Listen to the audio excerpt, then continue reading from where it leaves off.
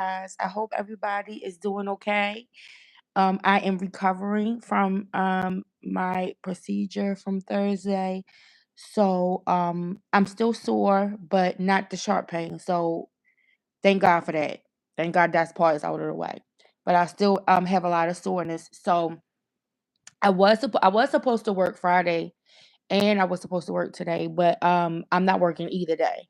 I didn't work Friday and I'm not working today because I'm trying to make sure that I'm okay to function for the rest of the week. So I wanted to come and talk to you guys and do a little more than minutes with you guys about the Mike Jeffries case.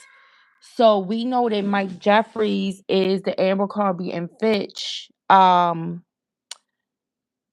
CEO. He's not the CEO anymore, but he's the former CEO. And because he's the former CEO, it was ruled that under some particular clause that Abercrombie and Finch has to pay his legal fees associated with this trial. So I I believe there was some type of dispute. The way this was ruled was probably more than likely because it was some kind of dispute that came about who was responsible for the legal fees, and I'm sure that whoever is running Abercrombie and Finch right now did not want to be responsible for those legal fees, but they will be responsible for the legal fees associated with this trial. So this trial, contrary to what you've been maybe hearing out here, this trial is scheduled to start in October. Jury selection is supposed to start in October. So, in addition to Mike Jeffries being brought up on charges, his partner Matthew Smith is also being brought up on these charges, and his former business partner James Jacobson is also being brought up on these charges. So they all are scheduled to stay in trial together. But right now, the reason why I wanted to come and give a trial update is because we are awaiting the judge's ruling on a competency hearing determination as it relates to Mike Jeffries. So one of the things you'll hear is that they're not moving forward with the trial because Mike Jeffries is incompetent. He was found not competent early in 2025. And then towards the end of 2025, it was determined that he was competent. And then there ended up being another hearing to determine competency again, where some evidence was submitted by both the defense and the prosecution, the defense to challenge his competency and say, due to his Alzheimer's, that a diagnosis of Alzheimer's, that he's not capable of standing trial. But the defense was presenting some evidence to show that he actually is competent to stand trial.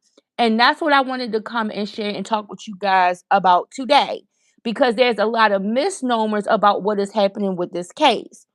As I stated earlier, um, they are due to start jury selection in October. Now, we know that the way that these court schedules go, it is very well possible that that could change, especially if Jeffries is deemed competent to stand trial. We might see some delays. Um, it's part of strategy to see if they can prolong this out some more. But as of right now, all three defendants are due to stand trial in October of this year, right? And we are waiting on the judge's ruling in regards to Mike Jeffries' competency as it relates to the evidence that was submitted in this last hearing. And that's what I want to go over with you guys, right? So before we get started, I want to first remind people that Mike Jeffries was the former Abercrombie and Fitch CEO, and they were arrested and indicted on 16 federal charges in New York, right? So, 15 of those charges were sex traffic. I'm sorry. One of the counts was sex trafficking, and 15 of those counts are interstate and international prostitution. Okay. So this is what all three defendants are being charged with. And the indictment is saying that the three men used force, fraud, and coercion to traffic expiring models luring them to private sex events under false promises or threat of a career advancement at Abercrombie and Fitch, right? So this is what they are being charged with. So, as I stated before, Mike Jeffries' two other defendants or co-conspirators are Matthew Smith, which is his lifetime partner, and then James Jacobson, who was his business partner. Okay. So I'm gonna read an article from the BBC that was um, published on March the 28th. Okay. And it's in relation to this hearing, this competency hearing for Mike Jeffries. So the article reads, so the title of the article is, and I'll post this later on, but the title of this article is Prison Phone Call Recordings Raise Question Over Ex-Abercrombie Boss Fitness for Trial. Okay. So the article reads, former Abercrombie and Fitch Mike Jeffries was recorded telling his British partner, we're screwed and in big trouble if he was found fit to stand trial on sex trafficking charges later this year, a New York federal court has heard. The audio was part of more than 100 phone calls between the ex-fashion boss and Matthew Smith referred to during a 4-day mental competency hearing this week on Long Island.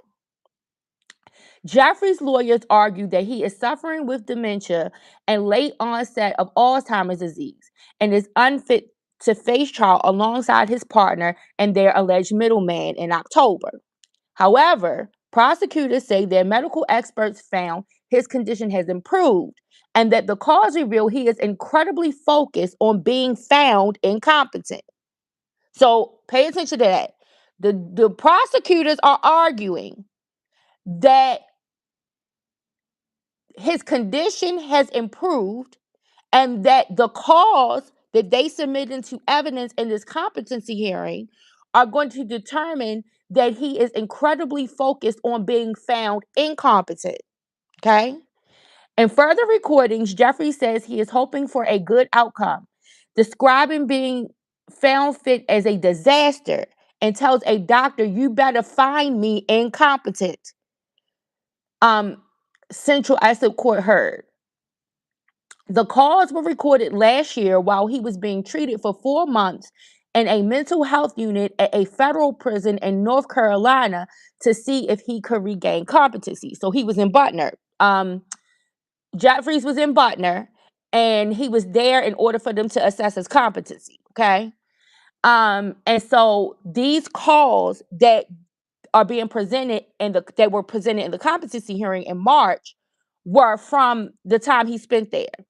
So the 81-year-old had previously been found mentally incompetent last May, but prison officials then declared in December that he was fit for trial following his hospital stay. Prosecutors told the court Jeffries frequently complained about prison conditions and was caught on tape describing to Smith how horrible jail was, adding that that's why we got to pull this off. Now, this is all on recording. This is all on the recording from the medical facility in Butner where he was being assessed. I'm going to read it again. The prosecutors told the court Jeffries frequently complained about prison conditions and was caught on tape describing to Smith how horrible jail was, adding, that's why we got to pull this off. Jeffries, his partner Smith, 62, and their alleged middleman, James Jacobson, 73, were charged with running a global sex trafficking and prostitution business in October of 2024. They have pleaded not guilty to the charges, which carry a maximum sentence of life in prison. Their arrest followed in an October 2023 BBC investigation and ongoing podcast series. Another quote unquote documentary / spotlight piece, right? So first came the spotlight piece in the BBC in October of 2023, and then the arrest came in 2024. Okay, so their arrest followed in October 2023 BBC investigation and ongoing podcast series. that revealed the trio had been at the center of a sophisticated operation scouting young men for sex around the world while Jeffries was CEO of Abercrombie and Fitch. Judge Nusrat J. Chaudhuri will decide in May where Jeffries will stand trial after considering the testimony of 6 expert forensic psychologists, psychiatrists, and neurologists, including prison doctors, who were cross-examined in court this week. 3 defense experts, Dr. Jacqueline C. Valdez, Dr. Alexandra Brady, and Dr. Miranda Rosenberg, maintain that Jeffries is mentally incompetent due to the residual effects of a traumatic brain injury, probable Lewy body dementia, and Alzheimer's disease. So we know, I think it's Bruce Willis who has Lewy body dementia, and that's why he's in the facility where he is. So 3 of the experts are saying that this is what is making Mike Jeffries incompetent for trial. Okay. They testified that Jeffries demonstrated disinhibited and social inappropriate behavior, which is part of a range of dementia symptoms the court heard. Examples include Jeffries calling the prosecutor's professional psychologist a cunning bitch and complimenting her hair, telling Brady his clothing was poorly tailored, and describing his partner Smith as a dwarf, they say. Now, these are some of the examples that the 3 experts who think that the dementia is too much for him to stay in trial, these are some of the examples that they provided. We're going to look at that against what the prosecution provides.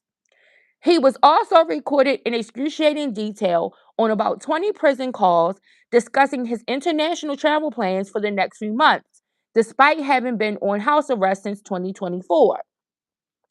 I don't want to go on trips without you, Jeffries was heard telling Smith from prison in the context of their looming trial, which prosecutors argue shows his awareness that he would regain his freedom if he was ruled incompetent and the charges were dropped. Rosenberg and Brady, the defense's expert witnesses, disagree, saying instead highlights that Jeffries does not remember his legal restrictions and the seriousness of the situation. There wasn't the appropriate emotional response that I would expect someone to have who is facing such grave charges, who might end up, if found guilty, dying in prison, says Brady, a forensic psychiatrist who reviewed Jeffries over 4 days in 2024 and 2026. Instead, his manner throughout the evaluation back then, as well as earlier in the year, was almost like we were having lunch at his country club. There was no sense of alarm or distress. Valdez told the court there is evidence that Jeffrey's mental decline began in 2013, when MRI and CT scans showed mild atrophy. I want people to pay attention to this. His 2013 MRI and CT scan showed mild atrophy or shrinking of the brain, which was exacerbated by a fall in Cape Town, South Africa in 2018. Jeffries has been drinking alcohol at the time of the 2018 incident, and his medical records showed that he continued to drink after being hospitalized. But Brady told the judges he did not think his general alcohol consumption had a significant impact on his condition. Following the fall, Jeffries became psychotic, and his partner Smith reported to Valdez, who first assessed Jeffries in October 2023, that he began hallucinating and was found in his underwear, unable to move in his neighbor's garden in 2019. Dr. Tracy O'Connor Punetto and Dr. Cassandra Morris from the Federal Medical Facility in Butner testified that Jeffries was competent after assessing him over 4 months in prison. Now, we're going to find, some of this is me deviating. I'll let you guys know when I'm back to the read. So we're going to find that these things that were stated by the defense attorney experts were things that they mentioned in their 4-day evaluation. What we're going to find, though, is that those experts who say that he is competent to stand trial, it is going to be accompanied by some evidence. They aren't just saying it. It's about to be accompanied by some evidence, okay? So now we're going to go back to the reading. They say his cognitive abilities were not consistent with Alzheimer's disease. So, Dr. Tracy O'Connor Punetto and Dr. Cassandra Morris from the Federal Butner Center say that Jeffries' cognitive abilities were not consistent with Alzheimer's disease, which the court heard could not be conclusively diagnosed until an autopsy could be performed after his death.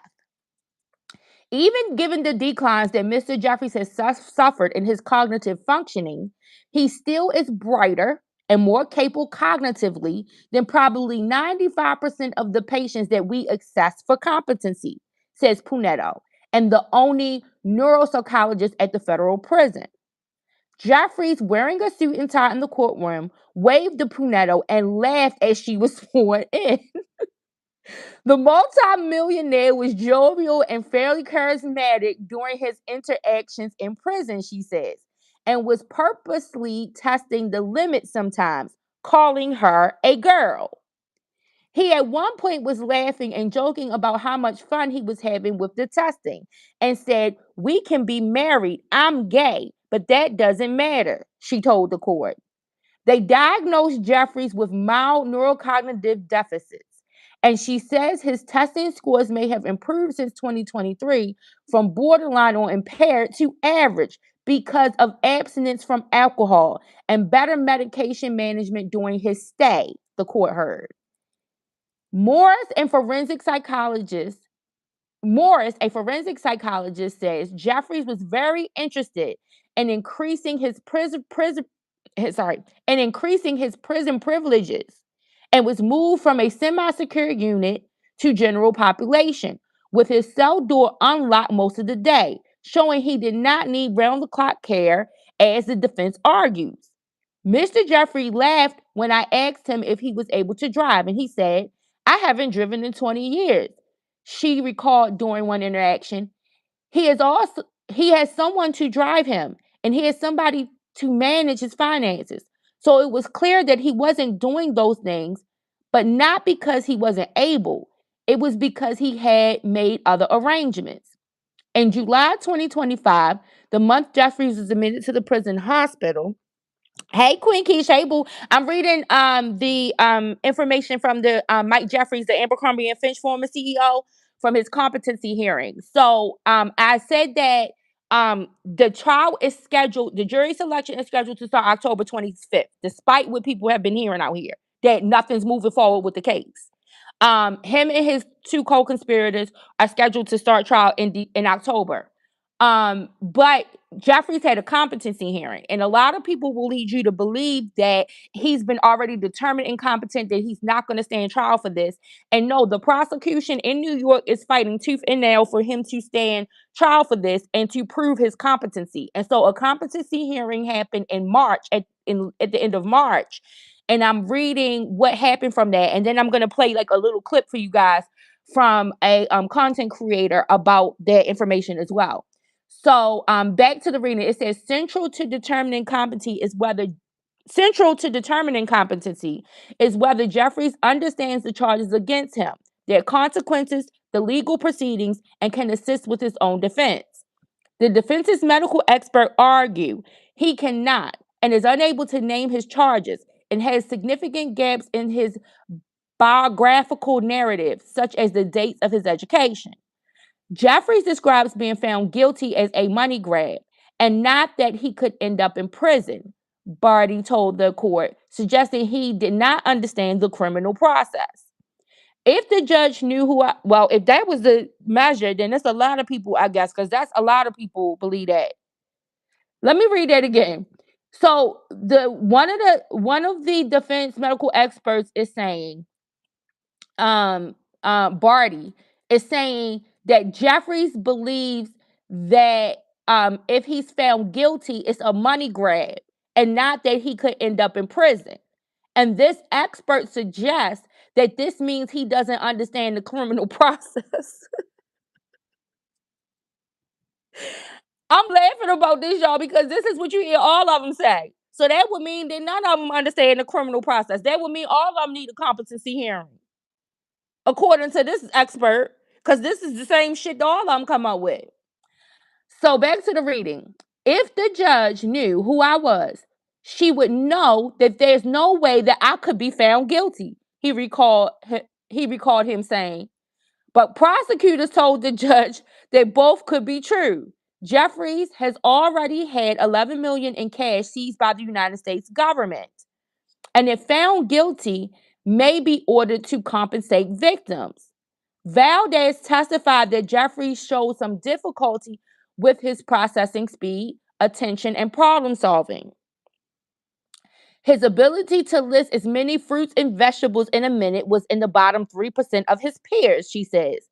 And his recall of a list of 16 words was at the bottom 1% for his age. Neither the defense witnesses nor the prison doctors believed Jeffries was malingering or intentionally fabricating or exaggerating his symptoms. However, prosecutors argue that his 109 prison phone calls to Smith last year, compromising over 22 hours of audio, along with his recorded evaluation with the defense experts from January this year, tell a different story. Jeffries is heard discussing possible defense strategies. Listen to on the phone. On the phone. This is what they are revealing on a recorded line. Jeffries is heard discussing possible defense strategies, such as discrediting witnesses and saying these people were adults. There was no force involved, they told the judge. In other recordings played in court, Jeffrey praises a fascinating book he read on the history of Condé Nast and discusses the passionate TV series Heated Rivalry about two queer hockey players, though he misremembers the title as Fierce Rivalry and cites an editorial he read suggesting how the show represents a change in the gay world. Prosecutors say this is evidence that Jeffrey can understand, retain information, and read, something his partner Smith had told the defense experts he was unable to do. Jeffries is also heard lamenting about his 22-year career at Abercrombie and Fitch and tearfully reminiscing about store openings, including driving down Fifth Avenue as the retailer's flagship shop was reopened in New York in 2005. Build a story about that, around that, he is heard telling the defense experts of his success in business during his 2026 evaluation. In court, U.S. prosecutor Aaron Reed questioned how Jeffries could remember important moments from his career, but forgotten the 50 to 60 wild orgies he attended around the world during the same years. Jury selection is currently scheduled for the 26th of October, and a trial is expected to continue with Smith and their alleged middleman Jacobson, even if Jeffries is ruled incompetent. Last year, a court ruled that Abercrombie and Fitch must pay for Jeffries' criminal defenses. Remember, I told y'all this at the beginning, that they must pay for his criminal defenses, a figure lawyers say is likely to run into millions, as a result of an indemnification agreement he signed while stepping down as chief executive in 2014. So that's the end of that article, you guys. So as we stand today, all three defendants in the Abercrombie and Fitch case are due to start trial, to start jury selection, October the 26th. Right now, we are waiting for a ruling from the judge as it relates to Mike Jeffries' participation in that criminal prosecution, right? But I want to play for you guys from the Murder Tape Chronicles. I want to play for you some of what they retrieved from the hearing as it relates to the competency hearing for Mike Jeffries. Like I said, they have tons of calls that they played during this hearing where the prosecution is showing Mike Jeffries' level of competency. Some of those calls include defense strategy. It is because he decided to discuss defense strategy on those calls, a recorded line that could be used in court. Okay? So let me play this. This is called the Murder Tape Chronicles. I'm going to post it for you guys after this live. And this has some more information about the hearing, the competency hearing from the end of March, and about those phone calls that the prosecution presented in that hearing. The uncertain, fragmented sound of a man whose doctors filed 17 pages of testimony claiming advanced cognitive decline, not the halting confusion of someone diagnosed with dementia and late onset Alzheimer's disease. The phone recording begins with a man laughing clearly, quickly, at a specific moment in a conversation. The kind of laugh that requires you to understand context, to register irony, to track a social situation in real time. The kind of laugh that a brain in the state his lawyers described Hopefully cannot you guys can produce. hear. The man in Okay. the recording is Michael Scott Jeffries, 79 years old, former CEO of Abercrombie and Fitch, calling from a federal detention facility. The date is sometime in early 2026. His legal team has spent months building a case that he is unfit to stand trial. The government has spent those same months collecting recordings. Prosecutors have now filed a motion stating that the recordings directly contradict the cognitive impairment narrative. Now listen to what this says. The prosecutor spent time in this competency hearing playing the recordings. They spent months going over these recordings that they already have access to. They don't need anybody to get the access. They already have access to it. They spent months going over these recordings, listening to Jeffries talk about defense strategy, right? On the recorded line in order to try to throw off the experts and throw off the court to make them think that he is not suitable to stand trial, that he is not competent to participate in his own trial. This hearing that took place in March was to discuss their findings from those recorded calls that they are able to access and present as evidence because that is admissible to the court. Offered by the defense. The court will decide whether Jeffries is competent to stand trial on charges that include sex trafficking, commercial sex acts, and multiple counts related to the recruitment and exploitation of male models over a span of years. The trial date has been delayed multiple times. The recordings suggest it cannot be delayed much longer. To understand how a 79-year-old former retail CEO came to be making laughing phone calls from a federal detention facility, you have to go back to a specific ideology, one that Jeffries spent 30 years building into one of the most recognizable brands in American commerce, and that he apparently never stopped living by. Mike Jeffries became CEO of Abercrombie and Fitch in 1992. The company he inherited was a struggling outdoor sporting goods retailer, founded in 1902, that had filed for bankruptcy in 1977 and spent the following decade trying to find an identity. What Jeffries gave it was something considerably more specific and considerably more dangerous than an identity. He gave it a theology. Under Jeffries, Abercrombie and Fitch became a company built on the explicit premise that some people's bodies were worth looking at and others were not. The look policy, never officially written but consistently enforced, governed every hiring decision.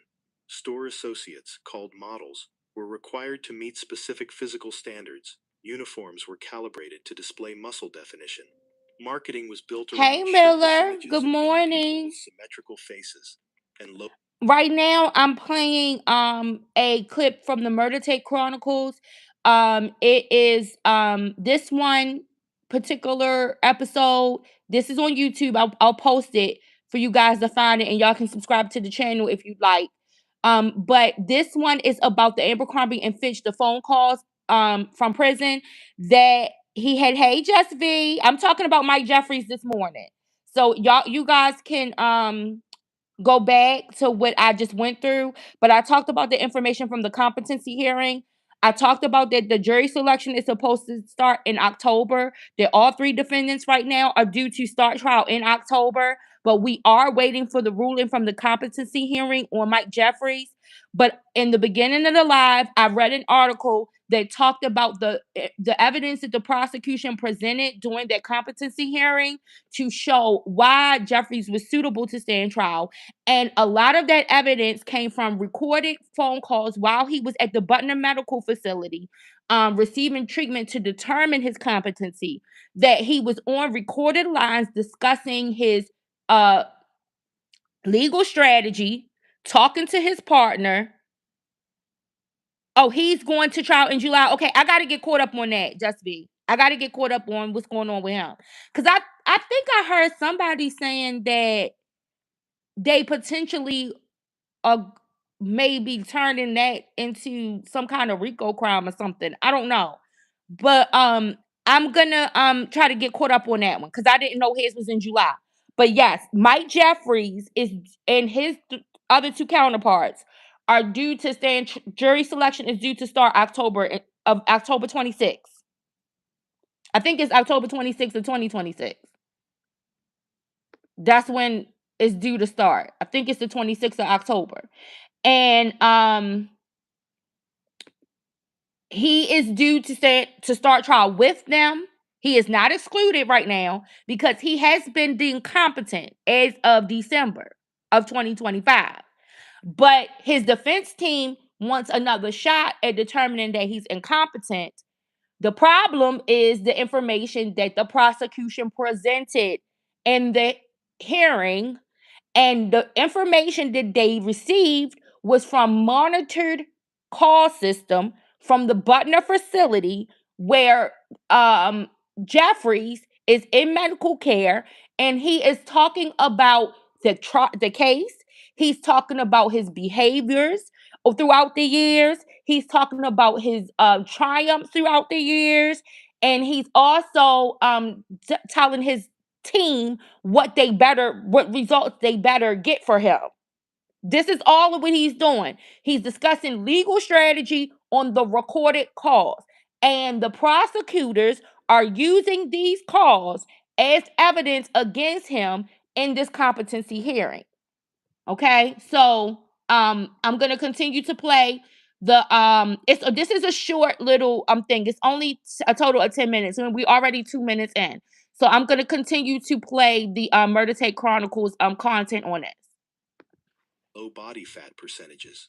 Jeffries said in a now infamous 2006 interview that he only wanted attractive people shopping in his stores, that Abercrombie was for the cool kids, and that it was exclusionary by design. The interview caused public outrage. Jeffries eventually apologized. The company's stock eventually recovered. Jeffries kept running the company until 2014. What the public didn't know, what investigators would spend years assembling, was that the physical perfection ideology running through the brand's marketing wasn't separate from Jeffrey's personal behavior. It was the same impulse, it was the same theology. The store was, in a specific and documented sense, a pipeline.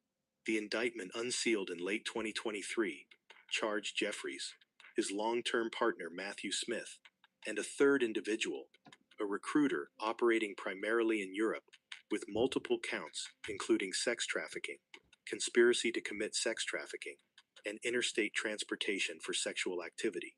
The court. Right, just me. That's always gets me too. You said I love how people are suddenly incompetent or blind. Listen, and this is the thing.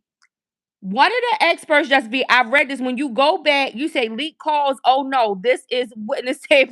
Exactly, just me. Exactly, right? And this what the prosecution is using in the hearing, but I guess they're not supposed to use that. They're not supposed to use what these people willfully talk about on recorded lines and leave open in a cell, right? I guess that's some new rules or something, right? But it is weird. And so one of the experts basically said that the reason why she is determining that Jeffries is not suitable to stand trial is because he does not understand really the severity of the consequence of the trial. He believes that this whole trial is due to a money grab. So one of the experts is using the fact that he said to her that he believes that this whole trial is about a money grab is one of the reasons why he's incompetent to stand trial. And you, me, and all of the rest of us, Miller, Queen Keish, we all know that if that's a reason for somebody to not stand trial, then they gonna have to evaluate a whole lot of defendants because they all think that. They all think it's some kind of money grab is the reason why what's happening to them. So at least we know that this is not exclusive, right? That this is across ethnic groups that they believe that somebody is trying to take their money and that this is why they on trial. Just what you said, he thinks that because he's rich. Exactly, exactly. They all think that. Any rich person thinks that. It don't matter what ethnic group they from. They believe that the reason they are being targeted is because they are a celebrity, because they are rich, because somebody is out to get them, because somebody is out to take all that they got. Never mind the fact that a lot of these people spend a lot of their money trying to get out of these situations. And there is an old adage that says, where your treasure is, there your heart will be also. If your money and most of your money that you have acquired over time is being spent in order to try to get you out of these type of scenarios, 9 times out of 10, where it's smoke, it's fire. You're doing it. I'm going to come back at another time and we are going to talk about the Michael Jackson situation because I do have an opinion about that. And this morning I did post on my wall about how this is the I don't understand, this is the part that concerns me. People can see that every guilty verdict means that people aren't guilty, right? Everybody who's found guilty is not guilty. There are some wrongful convictions. And people will fight and fight and fight and fight in order to free those who are wrongfully convicted. But people do not accept the idea that every not guilty does not an exoneration.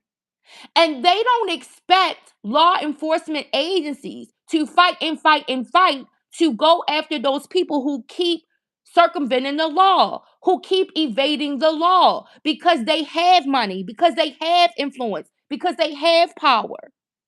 Like all of these things is what allows people to continue to escape their crimes and their misdeeds. And so they don't accept that.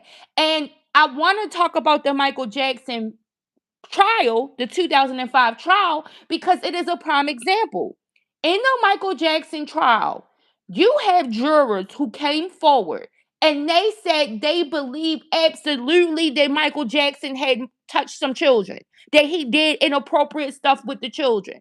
But what they could not determine was that, what they could not conclude was that the prosecution put on a case that demonstrated without reasonable doubt.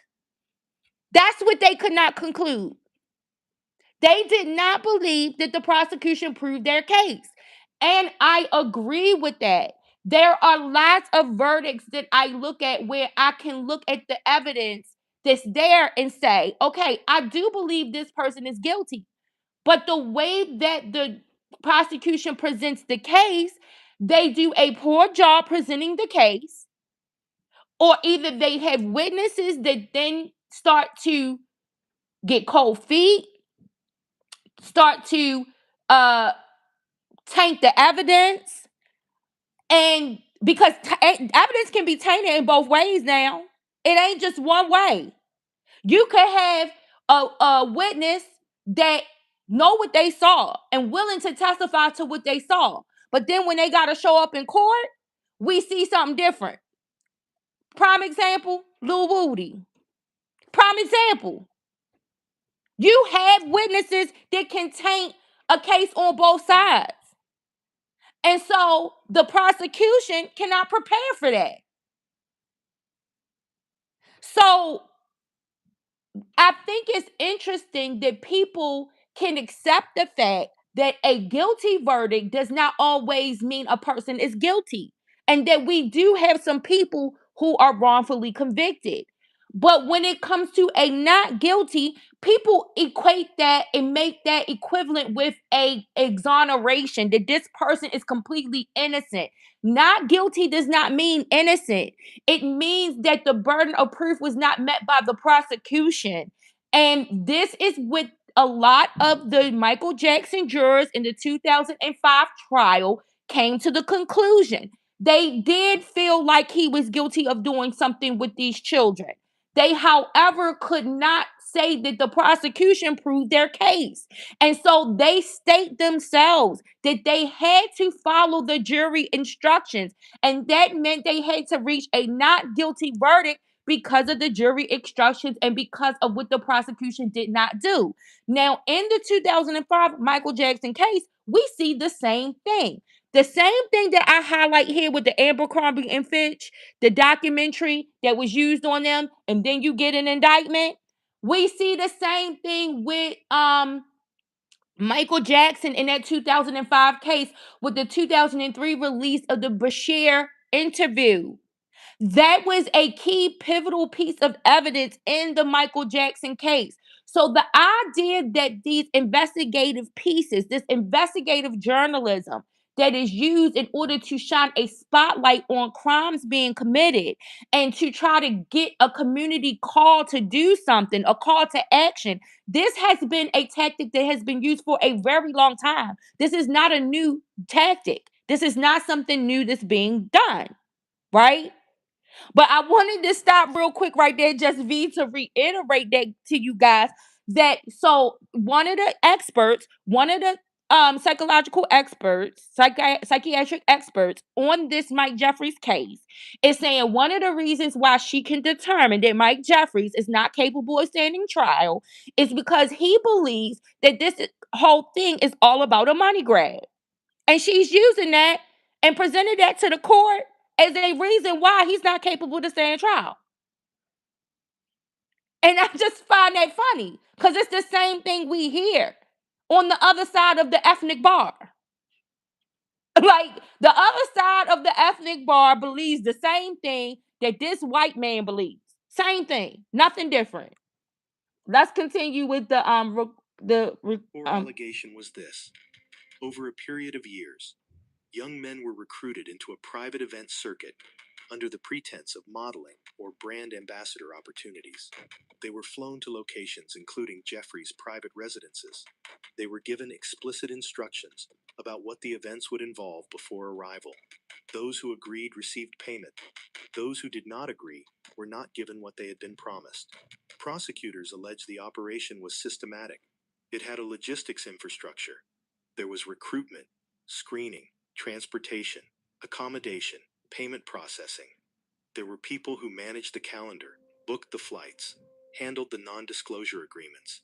There was a specific pattern to how the promises were made and how the payments were structured to maintain leverage after the events occurred. This was not improvised. This was managed. The mystery, as prosecutors began working through the evidence, was not whether the operation existed. The documentation was substantial. The mystery was how long the people closest to Jeffries had known, and what role proximity to his resources had played in keeping them quiet. Court filings have referenced a long-serving personal assistant, referred to in documents only as Individual A, whose role appeared to span both legitimate professional duties and specific logistical tasks related to the private events. Individual A's testimony, if provided, would be among the most significant in the case. That testimony has not yet been given. The trial has not yet begun. Individual A's name has not been made public. Whether they cooperate with prosecutors, whether they have already cooperated, under seal, remains one of the central open questions of the case. Jeffries was arrested in the autumn of 2023. He posted bail and returned to his home in Southampton, New York. He hired. So you hear what they say right there. So right there, what this content creator at the Murder Tape Chronicles is suggesting is that we don't know if individual A is cooperating with the prosecutors. Same thing we can kind of look at with when we look at the Christina Quorum situation with P. Diddy, right? We didn't see her come testify. We did not. We were kind of publicly aware of her of her resistance to cooperate.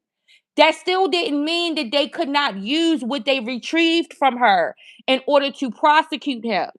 And so in this case with Jeffries, with Mike Jeffries, there's an individual A that played a role like a Christina Quorum, um like a Cheryl Mack, all of these other different people who facilitated these processes, right? But We don't know yet if this person is cooperating or not. But regardless as if they are cooperating or not, the evidence that they receive from this person is a part. And it seems like that they were required to speak before the grand jury, if I'm not mistaken, according to what is being said. Hired a legal team whose initial strategy appeared to be delay. Medical evaluations were commissioned. Experts were retained.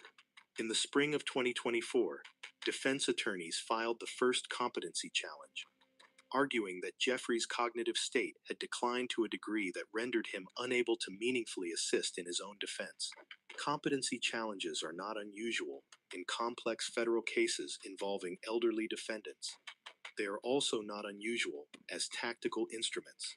The Right, just trying to stay employed. And not only that, they are trying to stay employed in an industry where if they don't hold the secret, then they will be blackballed. And that is the thing that so many people are so dismissive of. Like, I don't think that when people say about putting themselves in the shoes of these defendants, I think you have to put yourself in the shoes of some of these people who carry out some of these actions and say, okay, the defendants were in a much better financial situation than these individuals who are carrying out these acts for them. These people who carry out these acts, they come to a job thinking that they got a good job, that they got a good opportunity to be able to get themselves into the industry, only to find out that now they are being part of a plan and involved in some things that are unsavory. And then they have to make a decision: do I continue to do it and continue to be employed? Do I stand up and not do it and then end up this impacting my ability to work? Like, you're talking about the difference between people being able to have a roof over their head, people being able to eat. When you ask somebody to put themselves in the shoes of the defendant, put yourselves in the shoes of all the other people in the situation and ask yourself, how would you respond? You might think you would respond a certain way, but I can guarantee you that that is not going to be the case in reality. Not in reality. Some of these people, because of their notoriety, because of their attachments to the people that they are attached to, they can't just go work a regular job somewhere. They will have to deal with the constant idea of harassment, what they know, and what that means they could tell, the fear of what might happen to them if they tell it.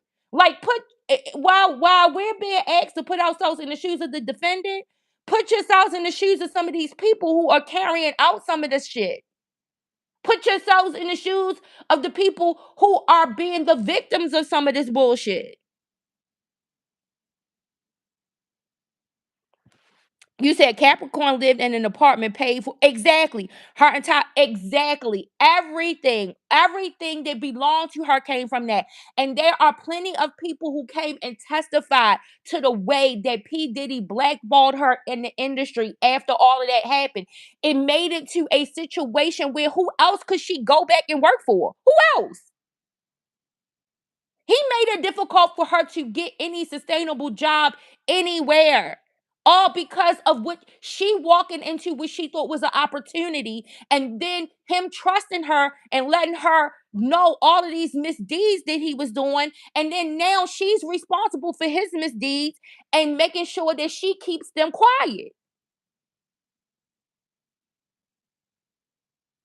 So right now we know in the Mike Jeffries Abercrombie and Fitch former CEO situation, there is an individual A, and we will see what her testimony will be like, and if it will look like those of the other assistants that we've seen in the past, if that comes into fruition.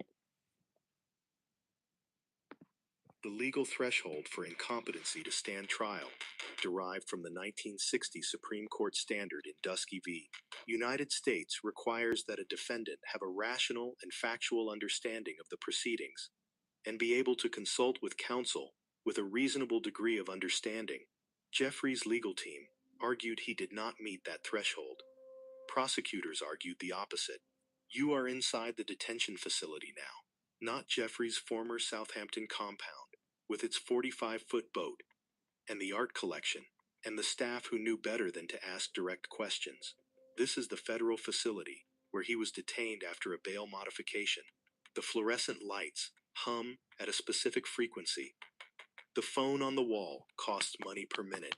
Every call is recorded. He doesn't always seem to remember this. The phone on the wall costs money per minute. Every call recorded. Yet he still decided to talk on the phone that was being monitored. And as a result, he waived his privilege and it was able to be used in court. The recordings prosecutors now possess cover multiple calls over multiple months. Legal observers with access to the filings describe a defendant who discusses his case with clarity. References specific. That's discussing legal strategy.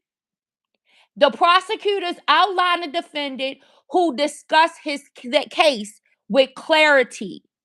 That's discussing strategy. He waived his privilege by discussing his case on a recorded line. Legal documents by their proper names, and engages in what appear to be strategic calculations about his legal position. None of this is how a person in an advanced stage of dementia communicates. None of this is consistent with the clinical picture the defense team presented to the court. The defense has responded by arguing that Jeffries has good days and bad days, that the recordings represent his better periods, that a determination of competency cannot be made on the basis of selected call excerpts. The court has not yet ruled. So they want you to believe that the determination of competency cannot be based on select excerpts from his phone calls. But they want us to determine his competency by thinking because he believes that this is a money grab, that makes him not suitable to stand trial. They want us to, they think that's sufficient. His defense team thinks the fact that he believes that because this is a money grab, that he's not understanding the seriousness of this case. And this means that he's not suitable to stand trial. But they don't want us to look at the excerpts from his recordings as reasons in these brief moments of clarity that they say. Now, they told you they got over 109 calls. They got over 109 calls with substantive information that shows that he is capable and suitable to stand trial and competent to stand trial. But they don't want you to go on those 109 calls. They want you to just go on a little piece of information where he's not understanding that there's more serious ramifications to his criminal prosecution than just them trying to get money. There is something specifically disturbing about the architecture of this case that goes beyond the charges themselves. Disturbing as those are, the architecture is this. For 30 years, Mike Jeffries ran a public-facing operation built on the commercial evaluation. They go to 30 years, y'all. They go to 30 years. For 30 years. This is what Mike Jeffries did, y'all. Of human bodies. He decided, publicly and explicitly, which bodies were worth presenting and which were not.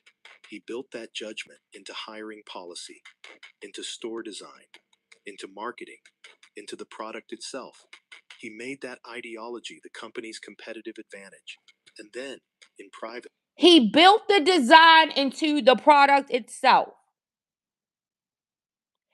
That is a very important statement because that is all the reason of them repurposing and saying that these people's monies were used in order to fund this criminal activity to continue.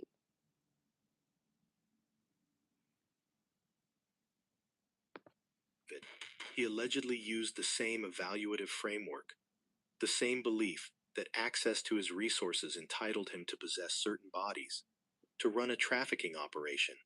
The brand was never separate from the behavior. The brand was the behavior. The brand was never separate from the behavior. The brand was the behavior. Expressed in a form that got a corporate license. That is the thing the phone recordings, and the competency hearings, and the court filings, and the parade of legal delays cannot obscure. It was always there in the 2006 interview.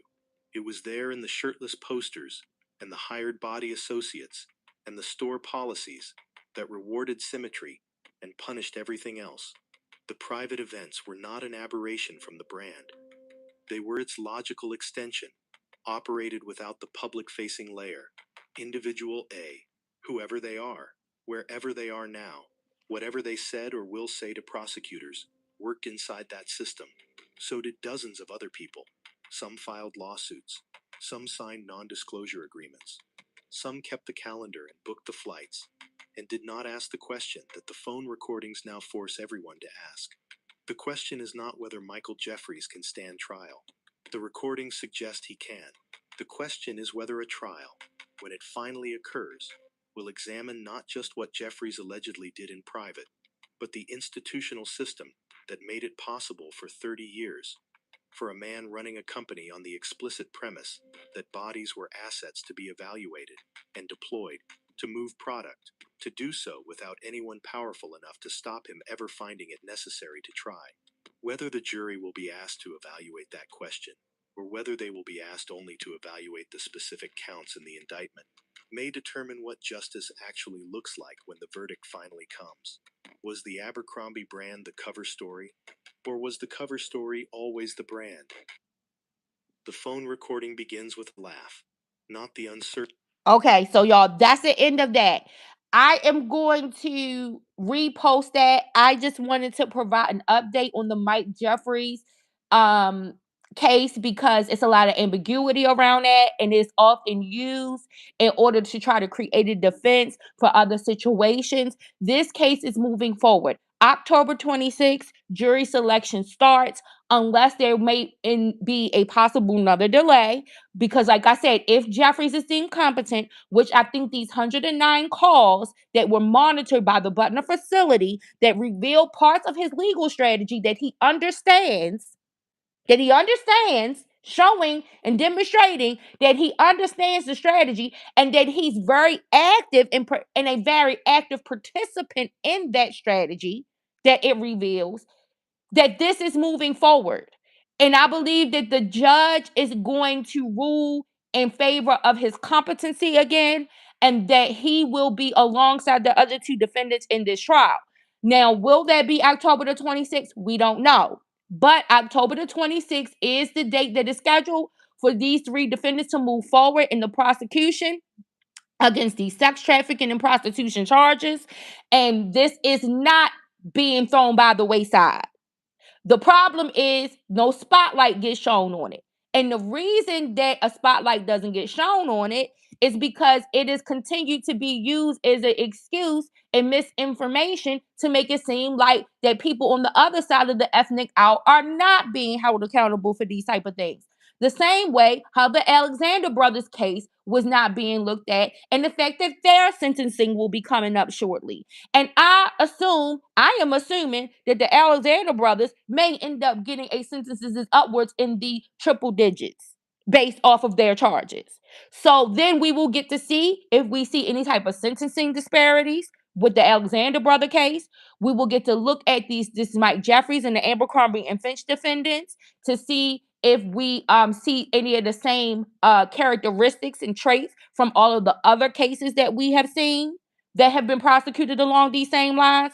And we will get to do a proper analysis because I am going to talk about it so that the misinformation can stop, so that people can stop trying to compare it to other things and make it look like nothing is being done in order to criminally prosecute these individuals. You guys, that is all I have for y'all this morning. I am going to do. I'm doing some more stuff with the MJ thing before I come back with it, but I am going to come back with the Michael Jackson thing. And I don't know.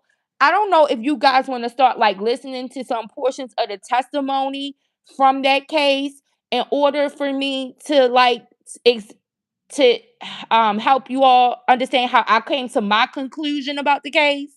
But there is I think a lot of people are under the assumption that if a witness does not tell what they believe is the complete truth, or if a witness misremembers something, miscalculates something, misrepresents something, that means that none of their testimony is true.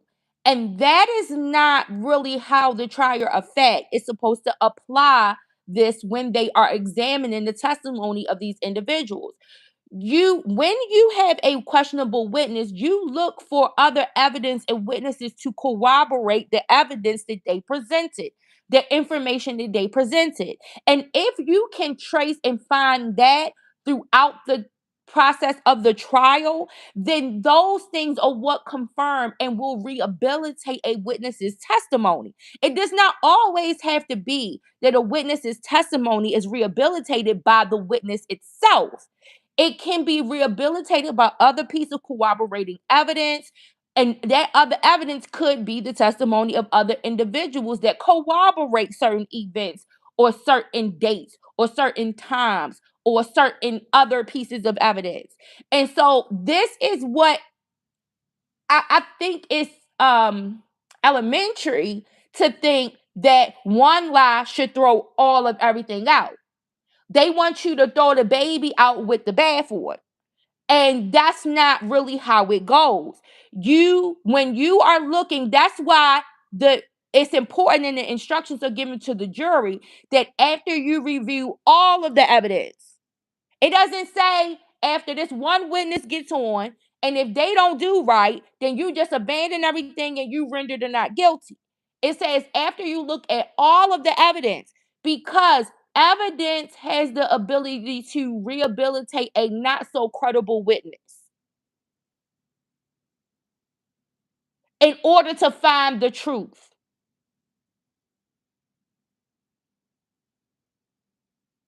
That's what you always hear when they say there's three sides to a story. There's that's the person one story, person two story, and then there's the truth.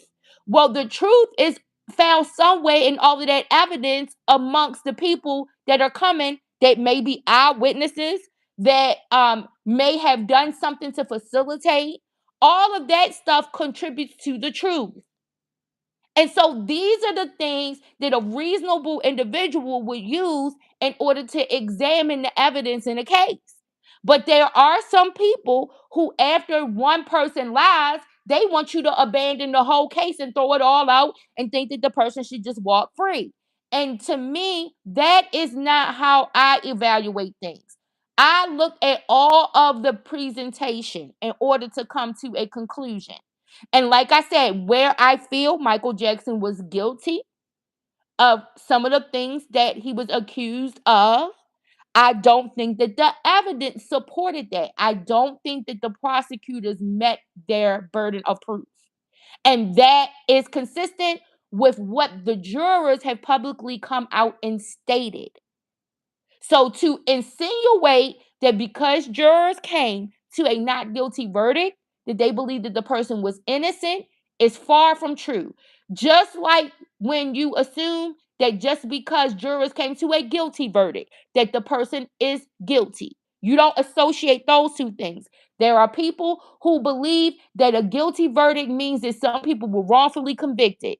And just like you can believe that a guilty verdict can mean that people were wrongfully convicted, you can believe a not innocent verdict means that the prosecutors did not meet their burden of proof. Therefore, a not guilty verdict was rendered.